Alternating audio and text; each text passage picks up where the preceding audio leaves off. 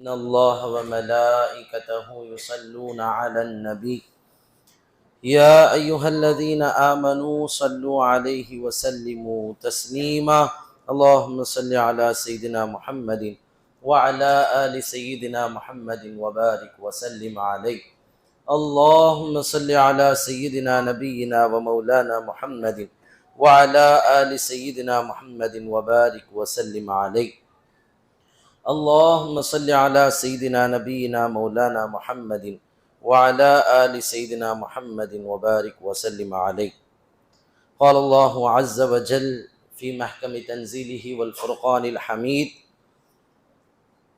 ولسليمان الريح غدوها شهر ورواحها شهر وأسلنا له عين القطر إلى آخر الآية صدق الله مولانا العظيم وصدق رسوله النبي الكريم ونحن على ذلك من الشاهدين والشاكرين والحمد لله رب العالمين அன்பான அல்லாஹ்வின் நல்லடியார்களே, ரப்புல் ஆலமீன் நமக்கு செய்த மாபெரும் கருணை கிருபை, அல்லாஹ் நம்மை முஸ்லிம்களாக முஃமின்களாக பிறக்கச் செய்திருக்கிறான். அதிலும் குறிப்பாக அவனது ஹபீபாகிய கண்மணி நாயகம் முஹம்மது ரசூலுல்லாஹி ஸல்லல்லாஹு அலைஹி வஸல்லம் அவர்களுடைய அருள் நிறைந்த உம்மத்திலே அல்லாஹ் நம்மை கொண்டு வந்திருக்கிறான். சிறப்பான இந்த ஜும்ஆவுடைய நன்னாளிலே நல்லதை பேசவும் கேட்கவும் அவனை வணங்கி வழிபடவுமான மகத்தான பாக்கியத்தை நமக்கு அல்லாஹ் வழங்கியிருக்கிறான். அல்ஹம்துலில்லாஹ் சும்ம அல்ஹம்துலில்லாஹ். அன்பானவர்களே, குர்ஆன் அல்லாஹ்விடத்திலிருந்து வந்த ஒரு வேதம். அது மட்டுமல்ல, அது ஒரு வேதமாக நன்மைகளை ஒரு எழுத்துக்கு 10 என்ற அடிப்படையில் பெறுவதற்காக ஓதப்படக்கூடிய ஒன்று மட்டும் அல்ல, இந்த உலகத்திற்கே இறுதி நாள் வரை எல்லா வகையிலேயும் வழிகாட்டக்கூடிய ஒன்றுதான் குர்ஆன். உலகம் தோன்றியதிலிருந்து இந்த வினாடி வரை எத்தனை வகையான துறைகள், டிபார்ட்மெண்ட்ஸ் இருக்கின்றனவோ அது அத்தனையும் குர்ஆனில் நிரம்பி வழிந்து கொண்டிருக்கிறது. இன்றைய மாடர்ன் உலகத்தின் விஞ்ஞானம், தொழில்நுட்பம், வளர்ச்சி அத்தனையிலும் நாங்கள் விஞ்சு நிற்கின்றோம் என்று மாறு தட்டி கொள்ளக்கூடிய கல்லூரிகளாக இருக்கட்டும், யூனிவர்சிட்டிஸாக இருக்கட்டும், பல்கலைக்கழகம், கல்லூரி, இவை அத்தனையிலேயுமே என்னென்னவெல்லாம் உச்சபட்சமான கல்வியாக இருக்கிறதோ, என்னவெல்லாம் வளர்ந்து நிற்கக்கூடிய துறைகளாக இருக்கின்றனவோ அது அத்தனையும் குர்ஆனில், நபிமார்களுடைய வரலாற்றில், குர்ஆனுடைய வார்த்தைகளில் ஒரு மாபெரும் துறையே உள்ளடக்கி இருக்கக்கூடிய அற்புதமான வசனங்கள் இருக்கின்றன. எனவே இது வெறும் ஓதப்படக்கூடியதோ நன்மைகளை வாங்கக்கூடியதோ அல்ல, இது சிந்தித்து உலகில் பல அற்புதங்களை நிகழ்த்தக்கூடியது. சிந்தனையின் மூலமாக உலகில் பல ஆற்றல்களை, பல கண்டுபிடிப்புகளை உலகத்தில் நிகழ்த்துவதற்கான அடிப்படையை அல்லாஹ் குர்ஆன் என்ற அந்த புத்தகத்தில், பரிசுத்தமான இறை வேதத்தில் வைத்திருக்கிறான். குர்ஆனில் நீங்கள் எங்கு பார்த்தாலும் தஅகிலூன் என்று அல்லாஹ் சொல்கிறான். நீங்கள் அறிவு பெற வேண்டும். ததஃபக்கரூன், நீங்கள் சிந்திக்க வேண்டும். தததப்பரூன், நீங்கள் ஆழ்ந்து அதிலே ஆராய்ச்சி செய்ய வேண்டும். இதைத்தான் அல்லாஹு தஆலா பல இடத்திலே திரும்ப திரும்ப திரும்ப சொல்லிக் கொண்டிருக்கிறான். ஆராய்ச்சியை குர்ஆன் நமக்கு வலியுறுத்தி கொண்டே இருக்கிறது. ஒரு மனிதனுடைய சிந்தனை, ஒரு மனிதனுடைய ஆற்றல், ஒரு மனிதனுடைய உள்ளம் இறைவனின் படைப்பை பற்றி தொடர்ந்து ஆராய்ச்சி செய்து கொண்டே இருக்க வேண்டும். அவனுடைய சிந்தனை முழுவதும் ரிசர்ச்சிலேயே இருக்க வேண்டும் என்று குர்ஆன் சொல்கிறது. அதன் அடிப்படையில் நூற்றாண்டுகளாக இந்த உலகத்தில் பல்வேறு வகையான கண்டுபிடிப்புகளை கொண்டு வந்து தந்து, தன்னுடைய ஆராய்ச்சியின் வெளிப்பாடாக, தன்னுடைய ரிசர்ச்சுடைய ஒரு ரிசல்ட்டாக இந்த உலகத்தில் இன்று அத்தனை மாடர்ன் சயின்ஸுக்கும் வித்திட்டவர்கள் இஸ்லாமியர்கள், முஸ்லிம்கள். குர்ஆன், ஹதீஸ், தஃப்சீர், ஃபிக்ஹை படித்து அதிலே பாண்டித்துவம் பெற்று அதை தெரிந்து கொண்டது, மனப்பாடம் பண்றது, பரக்கத்திற்காக படிப்பது, நன்மைக்காக கொஞ்ச நேரம் ஓதுவது என்பது அல்லாமல் தங்களுடைய இரவு பகலை குர்ஆன் ஹதீஸ் சொல்லக்கூடிய ஆராய்ச்சியில் அவர்கள் கழித்தார்களே, அந்த பெருமகனார்கள் கொண்டு வந்த கண்டுபிடிப்புகள். அந்த ஆராய்ச்சி தான் இன்று உலகத்தில் பல்வேறு விதமான வித்தைகளை காட்டிக் கொண்டிருக்கிறது. நாம் இன்று நிறைய பார்க்கிறோம். Artificial intelligence, data science, machine learning, robotics, என்னென்னவோ புது புது விதமான துறைகள் கடந்த 5 ஆண்டுகளில் உலகில் எங்கோ மனித வளர்ச்சியை கொண்டு போய் சேர்ப்பதற்கான துறைகள் வந்து கொண்டிருக்கின்றன. இது அத்தனைக்கும் அடித்தளம் குர்ஆன் ஹதீஸ். அதை உண்மையாக ஆராய்ச்சி செய்த முஸ்லிம் அறிவுஜீவிகள். ஆனால் ஒரு நீண்ட இடைவெளி முஸ்லிம்களுக்கு மத்தியிலே ஆராய்ச்சி கல்வியில் நின்றுவிட்டது.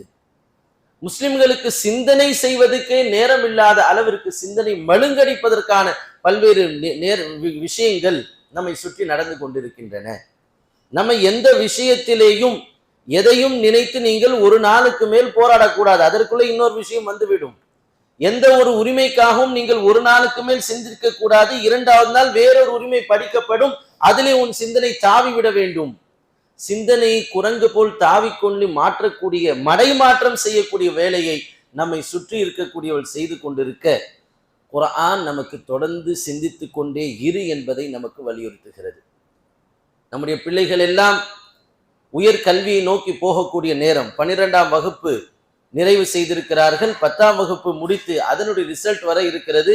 அதற்கு பிறகு தங்கள் வாழ்க்கைக்கு தேவையான துறையை தேர்ந்தெடுக்க வேண்டிய கட்டத்தில் நம்முடைய சமூகத்தினுடைய பிள்ளைகள், மாணவ மாணவிகள் இருக்கும் பொழுது அவர்களுக்கு குர்ஆன் சொல்கிறது, ஆராய்ச்சியில் ஈடுபடுங்கள், ரிசர்ச் ஸ்காலராக உங்களை நீங்கள் உருவாக்கி கொள்ளுங்கள் என்று நமக்கு குர்ஆன் சொல்லி தருகிறது.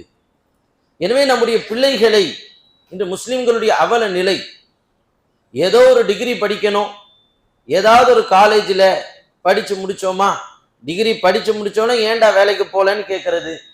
எங்கேயாவது வேலை கிடைக்கணும், எனக்கு ஒரு மாசம் 15,000 ரூபாய் நீ வீட்டில் கொடுத்துரு, ஏதாவது பண்ணு.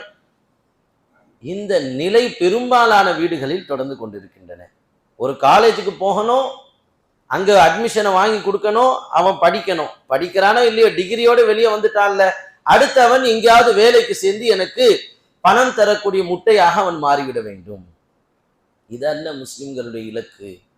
நமக்கு குர்ஆன் ஹதீஸ் தரக்கூடிய வாழ்க்கை இது கிடையாது. அல்லாஹும் ரசூலும் நமக்கு சொன்னதை நம்மை ஆட்டி படைத்துக் கொண்டிருக்கக்கூடிய அதிகார வர்க்கத்தினர் சரியாக பின்பற்றியதால் இன்னைக்கு வரைக்கும் நாம் எத்தனை முயற்சிகள் எடுத்தாலும் அவர்களிடமிருந்து உரிமைகளை பெற முடியவில்லை. அவர்களிடமிருந்து நம்மை விடுவித்து சுதந்திரமாக வாழ முடியவில்லை. எனவே நம்முடைய அடுத்த தலைமுறையினரை வெறுமனே ஒரு டிகிரி படிக்கக்கூடியவராக இல்லாமல் அவரை ஆராய்ச்சியாளராக நாம் உருவாக்க வேண்டும். ஆராய்ச்சி செய்யக்கூடியவனாக நம்முடைய பிள்ளைகளை மெருகேற்ற வேண்டும். ஏதோ ஒரு பேச்சுலர் டிகிரி படிக்கிறான், கடைசியில எங்க போய் சேர்றாரு, ட்ரிபிள் இ படிக்கிறார், மெக்கானிக்கல் படிக்கிறார், அந்த படிப்பை படிக்கிறார், இந்த படிப்பை படிக்கிறார், எல்லாத்தையும் படிச்சு டிகிரி வாங்கிட்டு வந்துட்டு எங்கு போய் அவருடைய கரியர், அவருடைய வாழ்க்கை பயணம் துவங்குகிறது என்று பார்க்கும்பொழுது ஒரு ஐடி ஃபீல்ட்ல உட்கார்ந்துருக்கிறார். அந்த படிப்பிற்கும் அவர் செய்யக்கூடிய வேலைக்கும் எந்த சம்பந்தமும் கிடையாது. ஆனால் அங்க போனா ஒரு 30 ரூபா 40 ரூபா சம்பளம் கிடைக்கும், அப்படியே வாழ்க்கை ஓட்டிக்கிட்டே போகலாம். நம்ம ஃபீல்ட்ல இருந்து நாம முன்னேறணும்னு சொன்னா நேரமாகும், காலமாகும். இப்படியாக நம்முடைய பிள்ளைகள் கடந்த ஒரு 5-10 வருடத்தில் வெளிவந்தவர்களில் பெரும்பாலானவர்கள் ஏதோ ஒன்று படிச்சாங்க. ஒரு 10-15 இயர்ஸுக்கு முன்னால் இன்ஜினியரிங் அப்படிங்கிறது ஒரு பெரிய ஒரு பூதாகரமாக காட்டப்பட்டது. எங்கு பார்த்தாலும் மூளை முடுக்கெல்லாம் இன்ஜினியரிங் காலேஜுகள் திறக்கப்பட்டன. பிள்ளைகள் எல்லாம் சாறை சாறையாக படித்தார்கள். ஆனால் அதன் மூலம் எங்கே எதை நோக்கி நம்முடைய இலக்கு இருக்க வேண்டும் என்பது தெரியவில்லை. எலக்ட்ரிக்கல் படித்தார்கள், எலக்ட்ரானிக் படித்தார்கள், மெக்கானிக்கல் படித்தார்கள். படித்துவிட்டு உடனடியாக ஒரு வேலைக்கு போய் சேர வேண்டும் என்று பார்த்தா அங்க 10,000-15,000 சம்பளம் கொடுத்தான். வேலைக்காகாதுன்னு சொல்லி அத்தனை பேரும் சாஃப்ட்வேர் ஐடி ஃபீல்டை நோக்கி வந்தார்கள். இன்னைக்கு பெரும்பாலும் ஐடி துறையில் போய் நாம் ஒரு கம்பெனில உட்கார்ந்து பார்த்தா எல்லாரும் கம்ப்யூட்டர் படித்து விட்டு வந்தவர்களா என்றால் இல்லை. அத்தனை பேருமே எதையோ படித்திருக்கிறார்கள். Political science, BSc agri, mechanical engineering, எதையோ படித்துவிட்டு ஐடியில் உட்கார்ந்து வேறு வழி இல்லாமல் அவர்கள் அங்கே வாழ்ந்து கொண்டிருக்கிறார்கள். நல்லது தானே, அதான் 50 ரூபா சம்பளம் கிடைக்குதே ஹசரத் அப்படின்னு நாம நினைக்கிறோம். இது சாதாரணமாக சொல்வார்கள், கதை சொல்வார்கள். ஒரு மனிதன் முழுமையாக ஒரு டப்பா ஃபுல்லா லட்டு இருக்குது. அதை அந்த மனிதன் ஒரு தன்னுடைய சீடனிடம் கொடுத்து, ஒரு மனிதன் தன் ஸ்டூடெண்ட்டை கொடுத்து, எப்பா அதை பாதுகாத்துக்கோன்றான். ஆனால் பாதுகாக்க என்ன செய்யறதுன்னு தெரியலையே, என்ன பண்ணலாம் அப்படின்னு அவர் அந்த சீடன் தன் குருவிடம் கேட்கிறார். அப்ப அவர் சொல்றாரு, லட்டை எங்க வச்சாலும் பிரச்சனை தான், அதை சுற்றி நீ என்ன செய், சர்க்கரையை சுற்றி தூவி விடு. சர்க்கரை தூவி விட்டு விட்டால் என்ன ஆகும், அந்த எறும்பு நேராக சர்க்கரையை பார்க்கும். பரவாயில்லப்பா, ஸ்வீட் இதுதான் போல ஸ்வீட் என்று சொல்லி அதை எடுத்துக்கொண்டு திரும்பி விடும். யாருக்கும், எந்த எறும்புக்கும் லட்டின் பக்கம் கவனம் செல்லாது. அதனால் நீ எறும்பை தூவிடு என்று சொன்னான். அந்த கதை தான் 40 ரூபா 50 ரூபா சம்பளம் வருதா இல்லையா, எதை படிச்சா என்ன, ஐடி ஃபீல்ட்ல போய் உட்கார்ந்துருவோம் என்ற எண்ணம் லட்டை விட்டு விட்டு சர்க்கரையோடு நம்முடைய வாழ்க்கை பயணத்தை நிறுத்துவதற்கு சமம். ஏன் இதை நான் சொல்கிறேன், இது அல்லாமல் பல்வேறு வகையான ஆராய்ச்சி துறைகள் இன்னைக்கு நிறைய வந்துவிட்டன. இன்னைக்கு யாரை கேட்டாலும் நான் சிஏ படிக்க போறேன், நீ என்ன பண்ண போற, நான் டாக்டர் படிக்க போறேன், நீ என்ன பண்ண போற, நான் இன்ஜினியர் ஆக போறேன். வெறும் ஒரு விரல் விட்டு எண்ணக்கூடிய 4 துறைகளை மட்டுமே கையில் வைத்துக் கொண்டு இவர் சொன்னார், அவர் சொன்னார், பக்கத்து வீட்டு ஆன்டி சொன்னாங்க, எதிர் வீட்டு அம்மா சொன்னாங்க, என் ஃப்ரெண்டு அதை படிக்க போறான், அவன் அந்த காலேஜ்ல இருக்கிறான், அதனால் நான் படிக்கிறேன். இதுவெல்லாம் நம் வாழ்க்கை பாதையை தேர்ந்தெடுப்பதற்கான காரணிகள் அல்ல.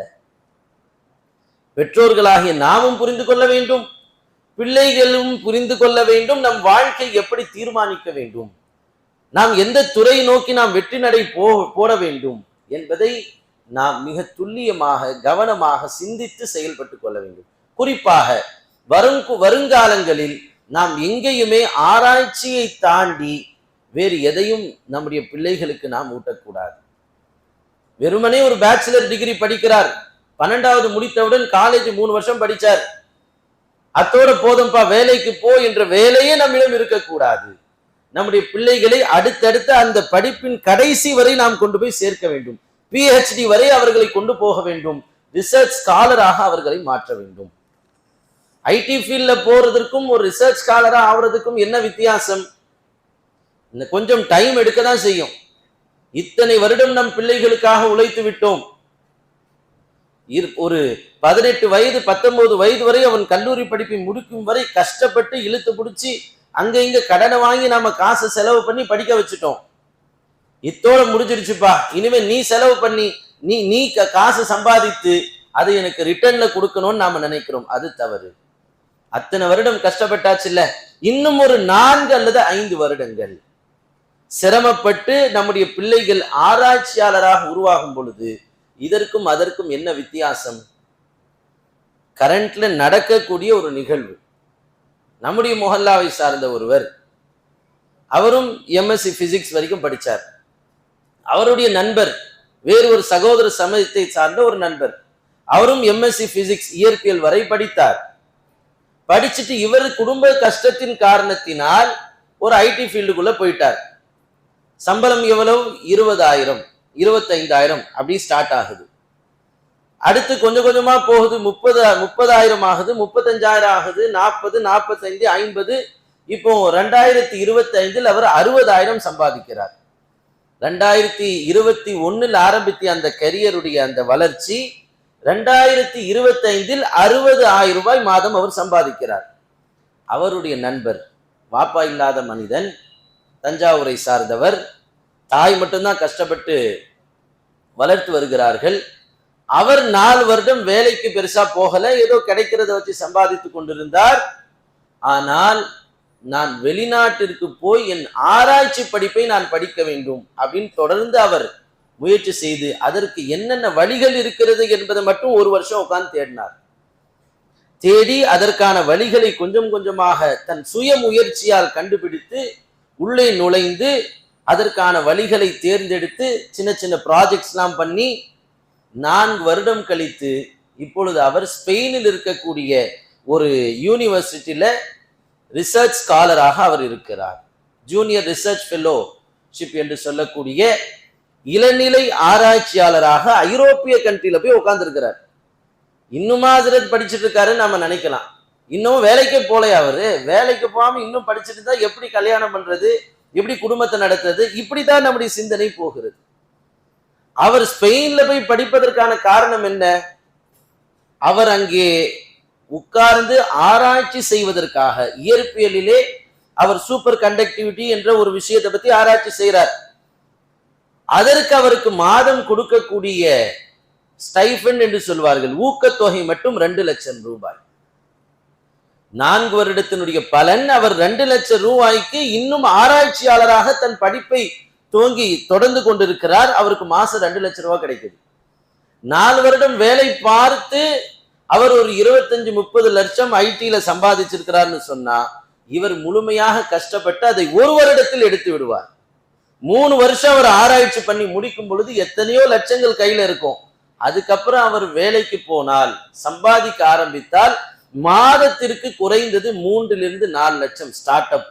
அடுத்து அவருடைய ஆராய்ச்சி தொடர தொடர இன்னும் அவருடைய சம்பளம் உயர்ந்து கொண்டே போகும்.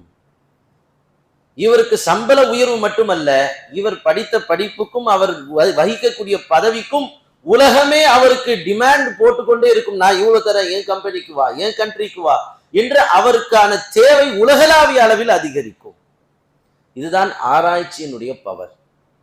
இத்தனை வருஷம் கஷ்டப்பட்டாச்சு, இன்னொரு 4 வருடம் 5 வருடம் நம் பிள்ளைகளை சிரமப்பட்டு உருவாக்கி அவர்களை உயர்ந்த பதவியில் உட்கார வைப்பதற்கான முயற்சிகளில் பெற்றோர்கள் இறங்க வேண்டும். சிறு வயதிலிருந்தே அது சம்பந்தமாக அவர்களை கொண்டு போக வேண்டும். அல்லாஹ் குர்ஆன் முழுக்க இன்னைக்கு எத்தனை துறைகள் இருக்கிறதோ அதை பற்றி அல்லாஹ் குர்ஆனிலே பேசுகிறான். இன்னைக்கு எலக்ட்ரிக்கல் பைக் எவ்வளோ வந்துருச்சு. எலக்ட்ரிக்கல் எலக்ட்ரானிக் இன்ஜினியர் எத்தனையோ பேர் என்ன பண்றதுன்னு தெரியாம ஐடி ஃபீல்ட்ல இருக்கக்கூடிய காலம். ஆனால் ஒரு 5-6 வருடத்தில் எங்கு பார்த்தாலும் எலக்ட்ரிக்கல் பைக், எலக்ட்ரிக்கல் கார், எலக்ட்ரிக்கலுடைய ட்ரோன்கள், ரிமோட் சென்சார் சம்பந்தப்பட்ட எத்தனையோ விஷயங்கள் இன்று உலகில் பரவி விரவி கிடப்பதை பார்க்கிறோம். சோலார் எனர்ஜி இன்று உலகில் முன்னேறி கொண்டிருக்கிறது. நம்முடைய எதிரி நாடு என்று அறியப்படக்கூடிய சைனா தன்னுடைய 90% சூரிய சக்தியை,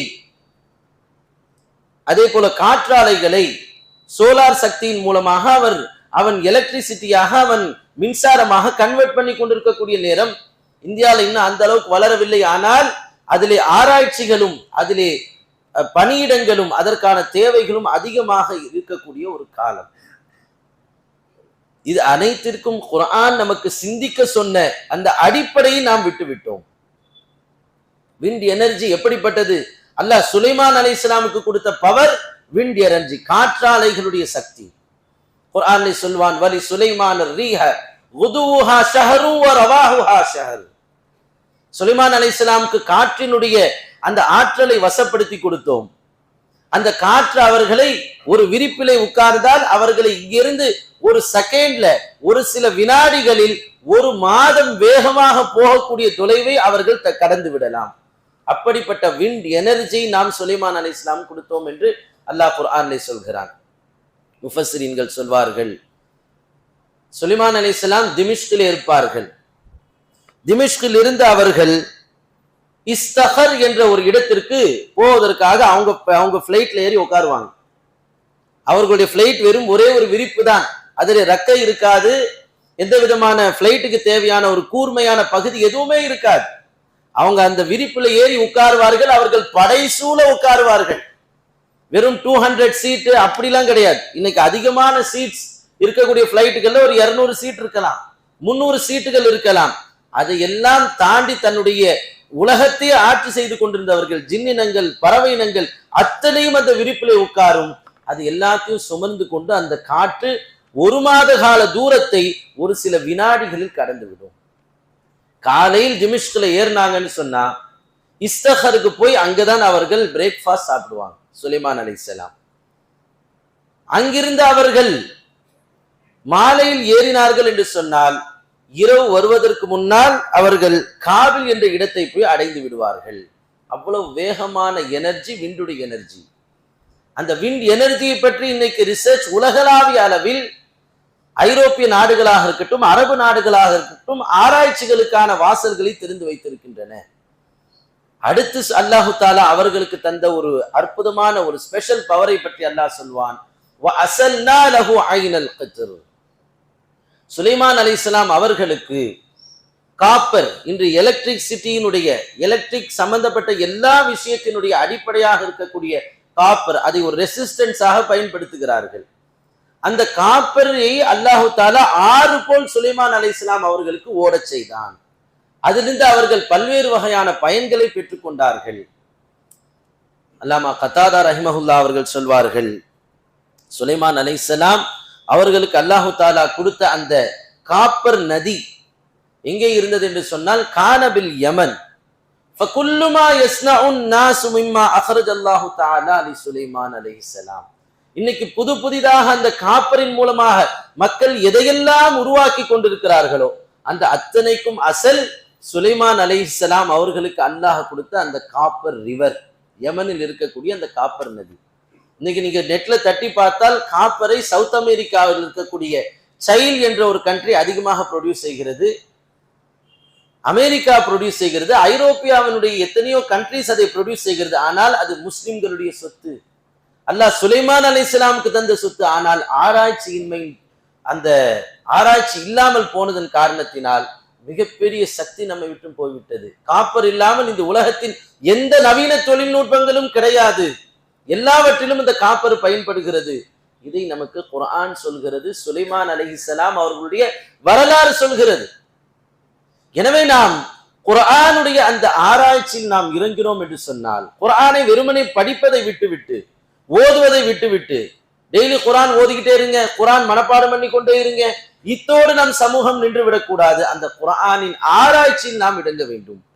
நம் பிள்ளைகள் இந்த உலகத்தில் எந்த துறையை படித்தாலும் அது சம்பந்தமாக குர்ஆன் என்ன சொல்கிறது, ஹதீஸில நமக்கு என்ன சொல்லப்படுகிறது என்பதோடு கனெக்ட் பண்ணி இணைத்து அதை படிக்கும் பொழுது நம் பிள்ளைகள் மெருகூற்றப்படுகிறார்கள். எனவே நம்முடைய வருங்கால சந்ததிகளை ஆராய்ச்சியாளர்களாக உருவாக்குவோம். ஒவ்வொரு வீட்டுல 2 பிள்ளை 3 பிள்ளைன்னு சொன்னா அத்தனை பேரும் வேறு வேறு துறைகளில் ஆராய்ச்சியாளர்களாக மாற வேண்டும். நம்முடைய பெண் பிள்ளைகள் அவர்களும் படிக்க வேண்டும். பெண்கள் சார்ந்த எவ்வளவு விஷயங்கள் இருக்கின்றன. நிறைய பேர் பார்த்தா பெண்களை கொண்டு போய் எதையாவது படிக்க வச்சே ஆகணும், அக்கம் பக்கத்துல உள்ளவங்க எல்லாம் பெருமையா பேசணுன்றதுக்காக மெக்கானிக்கல் இன்ஜினியரிங் படிக்க வைக்கிறது, அவர்களை கொண்டு போய் ட்ரிபிளில கொண்டு போய் போடுவது, பயோ கெமிஸ்ட்ரி, பயோ சயின்ஸ், எதையதோ கொண்டு போய் போடுறாங்க. ஆனால் பெண்களுடைய இயற்கை தன்மைக்கு ஏற்ப எத்தனையோ துறைகள் இந்த உலகத்தில் இருக்கின்றன. பிள்ளைகளோடும் மனிதர்களோடும் உருவாகி மனிதர்களை உற்பத்தி செய்யக்கூடிய ஆற்றல் படைத்தவர்கள் பெண்கள். அந்த மனிதர்களோடு உறவாடுவதற்கு மென்மைத்தனம் வேண்டும், அவர்களோடு உறவாடுவதற்கு பொறுமை வேண்டும், அவர்களை உருவாக்குவதற்கு நளினம் வேண்டும், அவர்களோடு உறவாடுவதற்கு அன்பு பரிமாற்றம் வேண்டும். இது அத்தனையும் இருக்கக்கூடிய பெண்களுக்கு அவர்கள் சம்பந்தப்பட்ட மருத்துவ துறைகள், அவர்களுக்கு தேவையான உளவியல் சைக்காலஜி துறைகள் இருக்கின்றன. இன்று மிகப்பெரிய சவாலாக இருக்கக்கூடிய உடல் நலம், நம்முடைய ஃபுட்டும் சரி கிடையாது, நம்முடைய பழக்க வழக்கங்கள் சரியில்லை, அது சம்பந்தமாக படிப்பான நியூட்ரிஷன் அண்ட் டயட்டிஷியன் என்ற ஒரு படிப்பு, உடல் நலம் சார்ந்த, உடல் சத்துக்கள் சார்ந்த, உணவு சார்ந்த படிப்பு. ஒவ்வொரு பெண்மணிகளும், ஒவ்வொரு ஹவுஸ் ஒய்ஃபும் தெரிந்து கொள்ள வேண்டிய விஷயங்கள். தானும் தன் குடும்பமும் தன் பிள்ளையும் தன்னுடைய கணவரும் தன்னுடைய மாமனார் மாமியார் தன்னை சுற்றி இருக்கக்கூடியவர்களுக்கு உணவு சார்ந்தவர்கள் எப்படி தங்களுடைய பழக்கத்தை ஏற்படுத்தி கொள்ள வேண்டும், எந்தெந்த உணவை சாப்பிட வேண்டும், எந்தெந்த உணவை சாப்பிடக்கூடாது, இது சம்பந்தமான ஆராய்ச்சிகளை தரக்கூடிய படிப்புகள் இருக்கின்றன. எனவே நாம் நம்முடைய அடுத்த தலைமுறை ஆணாகட்டும் பெண்ணாகட்டும் ஆராய்ச்சி கல்வியிலே சேர்க்க வேண்டும். அவர்களுக்கு தேவையானதை நாம் தெரிந்து நாம் அதை அவர்களுக்கு தர வேண்டும். அடுத்த ஒரு 10 ஆண்டுகளில் முகப்பேரினுடைய ஒவ்வொரு வீட்டிலும் ஆராய்ச்சியாளர்கள் இருக்க வேண்டும். அத்தனை துறை சார்ந்தவர்களும் ஒரு முஹல்லாவிற்கு தேவைப்படுகிறார்கள். அந்த எல்லா துறை சார்ந்தும் நாம் எடுக்க வேண்டும். எதுல காசு வரும்னு மட்டும் பார்த்து எடுக்கக்கூடாது. சுயநலத்தோடு நாம் படிப்பதையோ நம்முடைய கரியரை அமைத்துக் கொள்வதை தாண்டி பொதுநலத்தோடு நாம் எதை படித்தால் நம் சமூகத்திற்கு உதவலாம், எதை படித்தால் நானும் உயர முடியும், என் சமூகமும் சேர்ந்து என்னோடு உயரும் என்ற ஒரு பரந்து விரிந்த கண்ணோட்டத்தோடு நம் பிள்ளைகளுடைய அந்த வாழ்க்கை பாதை நாம் அமைத்து தர வேண்டும். அடுத்ததாக அல்லாஹு தாலா அதற்கான எல்லா வழிவகைகளும் ஏற்படுத்த வேண்டும் என்று இந்த நேரத்தில் நான் துவா செய்து கொள்கிறேன். அடுத்த ஹாஜிகளை நாம் இன்று வழி அனுப்ப இருக்கிறோம். அற்புதமான உலகத்தில் எத்தனையோ நபர்கள் இயங்கக்கூடிய இறை இல்லத்திற்கு அவர்கள் செல்ல இருக்கிறார்கள். ஹாஜிகளை நாம் இங்கிருந்து வழி அனுப்புகிறோம். அவர்களை ரிசீவ் பண்றது யாரு? விருந்தாளிகளாக அவர்களை அல்லாஹ் அழைத்தான். அவன் அங்கு ரிசீவ் பண்றது காத்து கொண்டிருக்கிறான். அவன் ஹாஜிகளை பார்த்துக் கொள்வதற்கும் அவர்களை கவனித்துக் கொள்வதற்கும் அவர்களுக்கு உபசரிப்பு செய்வதற்கும் அல்லாஹ் காத்து கொண்டிருக்கிறான். யோசிச்சு பார்க்கணும். ஹஜ்ஜுடைய அந்த 7 நாட்கள், காலையில் ஒரு ஹாஜியார்ட்ட பேசும்பொழுது சொன்னாங்க, 7 நாட்களும் கிட்டத்தட்ட 40-50 லட்சம் பேர் இருப்பார்கள். அவர்களுக்கான 7 நாட்களுக்கான உணவையும் அரசாங்கம் செய்கிறது. எப்படி ஒரு அரசாங்கத்தால் இவ்வளவு செய்ய முடியும்? ஒரு அரசாங்கம் இறைவனின் படைப்பினால் இவ்வளவு பெரிய விஷயத்தை செய்ய முடியுமா? நிச்சயமாக கற்பனைக்கு எட்டாத ஒரு விஷயம். ஆனால் எந்த அல்லாஹ் விருந்தாளிகளை அழைக்கிறானோ அந்த அல்லாஹ் இந்த ஏற்பாடுகளை செய்கிறான். எனவே செல்லக்கூடிய ஹாஜிகள் அவர்களுடைய சிந்தனை கஅபாவிலோ ஜம்சமிலோ அரஃபாவிலோ மினாவிலோ இல்லாமல் இது அத்தனையும் அமைத்து கொடுத்த அல்லாஹ்வின் மீது அவர்களுக்கு சிந்தனை இருக்க வேண்டும். ஒரு ஹதரத் அவர்கள் காலையில் ஒரு அற்புதமான ஒரு சம்பவம் சொன்னாங்க. யூசுப் அலைஹிஸ்ஸலாம் அவர்கள் பஞ்சகாலத்தில் மக்களுக்கெல்லாம் உணவு கொடுத்து கொண்டிருக்கும் பொழுது ஒரு இளைஞர் வருகிறார். காசு எதுவுமே இல்லை, வந்து உணவு கேட்கிறார். அதிகாரிகள் சொல்றாங்க, ஏப்பா அதுக்கு உண்டான காசு என்ன, கிரையத்தை கொடுத்தாதான் நாங்க பொருள் தர முடியும், இல்ல அரசர்கிட்ட போய் பேசிக்கிங்க. அனுப்பி விடுகிறார்கள். அந்த இளைஞர் போய் சொல்றாரு, அரசே ரொம்ப கஷ்டமான நிலை, காசு கொடுத்து எதுவும் வாங்க முடியாது, சரி பாப்போ என்ன தேவையோ அதை நீ ஓரளவுக்கு வாங்கிட்டு போ அப்படின்னு ஓரளவு 1 கிலோ 2 கிலோ கொடுத்து அனுப்புங்கன்னு சொல்றாரு. அரசர் சொல்லிவிட்டார்கள். யூசுப் அலைஹிஸ்ஸலாம் இவர் போய் வாங்க போகிறார். வாங்கிட்டு சொல்றார், இது எனக்கு பத்தாது, பெரிய குடும்பம், எனக்கு இன்னும் நிறைய வேண்டும் என்று கேட்கிறார். காசு இல்லாமல் நீ வாங்க வந்திருக்கிறாய், உனக்கு அரசர் கொடுத்திருக்கக்கூடிய அனுமதியே பெரிய விஷயம், இல்ல நீ எக்ஸ்ட்ரா வேற கேட்கிறியப்பா, எப்படி அது முடியும்? மறுபடியும் வேண்டுமானால் அரசரிடம் போய் கேள் என்று கேட்கிறார்கள். அதே போல் யூசுப் அலைஹிஸ்ஸலாமிடம் போய் சொன்னவுடன் யூசுப் அலைஹிஸ்ஸலாம் சொன்னார்கள், எப்பா முதல்ல கொடுத்ததே பெருந்தன்மை, நீ காசும் கொடுக்கல ஒன்னும் கொடுக்கல, உன்னுடைய ஏழ்மை நிலையை பார்த்து நான் அங்கீகரித்து விட்டேன், ஆனால் மறுபடியும் நீ வந்து எந்த தைரியத்தில் கேட்கிற நீ என்று கேட்கும் பொழுது அந்த இளைஞர் சொன்னார், அரசரே நான் யாருன்னு உங்களுக்கு அடையாளம் தெரியுதா? தெரியலையே. யாருப்பா நீ, உன்னை இதுக்கு முன்னாடி பார்த்தா மாதிரி இல்லையே என்று யூசுப் அலைஹிஸ்ஸலாம் சொல்கிறார்கள். அப்போ அவர் சொன்னார், நான் குழந்தையாக இருந்தேன், என் தாய் என்னை கையில் வைத்திருந்தார்கள், அப்பொழுது நீங்கள் 7 வாசலில் இருந்து வெளியே வந்தீர்கள், அப்பொழுது உங்கள் பின்தொடர்ந்து ஒரு அரசியும் வெளியே வந்தார்கள், அவர்கள் உங்கள் மீது அவதூறு சொன்னார்கள், அந்த நேரத்தில் அல்லாஹ் என்னை பேச வைத்து நீங்கள் நிரபராதி என்று சொல்ல வைத்தானே, அந்த குழந்தை தான் நான் என்றார்கள். உடனே யூசுப் அலைஹிஸ்ஸலாம் கண்கள் விரிந்தது, ஒரு நிமிடம் திடுக்கிட்டு விட்டார்கள். அரியணையில் உட்கார்ந்தவர்களுக்கு ஆட்டம் கண்டுவிட்டது. அவராணி, அல்லாஹ் அக்பர், எப்படிப்பட்ட நிலையில் நீ என் மீது இருக்கக்கூடிய அந்த அழுக்கை நீக்கினாய்? அன்னைக்கு மட்டும் அந்த அவதூறு என் மீது வந்திருந்தால் இன்று இந்த ஆட்சி கட்டில் நான் அமர்ந்திருக்க முடியுமா? சிறைக்கு போனது கொண்டது எல்லாம் ஒரு பக்கம் இருந்தாலும் கூட நான் பத்தினியானவன் என்பதை இந்த உலகத்தில் நிரூபித்ததற்கு உன்னுடைய சாட்சி எவ்வளவு பெரிய ஒரு ஆதாரம். சொன்னார்கள் அதிகாரிக்கு கூப்பிட்டு, இவர் எதை கேட்டாலும் நீங்கள் கொடுங்கள், மொத்த ஹசானாவை கேட்டாலும் அதையும் திறந்து விட வேண்டும், அவருக்கு எதுவும் இல்லைன்னு சொல்லக்கூடாதுன்னு சொல்லி அனுப்பினாங்க.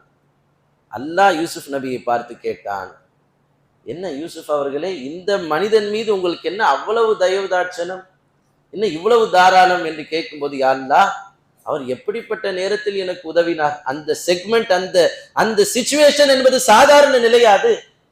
ஒரு மனிதர் மீது பழி போடப்பட்டு அவரை உலகமே ஒரு கேவலமான சிந்தனையில் பார்க்கக்கூடிய நிலை, என்னை காப்பாற்றுவதற்கு பேசிய குழந்தை தானே இவர், அதனாலதான் நான் அந்த நன்றி கடனுக்காக வேண்டி நான் இதை செய்தேன் என்று சொல்லும் பொழுது அல்லாஹ் சொன்னான், நீங்கள் இருவருமே படைப்பு, ஒரு படைப்பிற்கு ஒரு படைப்பினம் செய்த உபகாரத்திற்கு இவ்வளவு பெரிய நீங்கள் எஹ்சான் செய்கிறீர்கள் என்று சொன்னால், படைப்பாளனாகிய என்னுடைய அழைப்பை ஏற்று லட்சக்கணக்கில் செலவு செய்து தன் ஊரை விட்டுவிட்டு, வீட்டை விட்டுவிட்டு, நாட்டை விட்டுவிட்டு, எல்லாத்தையும் துறந்து சாதாரண ஒரு துணி மேலே போட்டுக்கொண்டு ஹஜ் செய்ய எனக்காக வருகிறார்களே, அந்த ஹாஜிகளுக்கு நான் எதை தர மாட்டேன் யூசுஃபே? அத்தனையும் நான் தந்து விடுவேன், என்னுடைய சொர்க்கத்தையே அவர்களுக்கு நான் தந்து விடுவேன் என்று அல்லாஹ் சொல்கிறான்.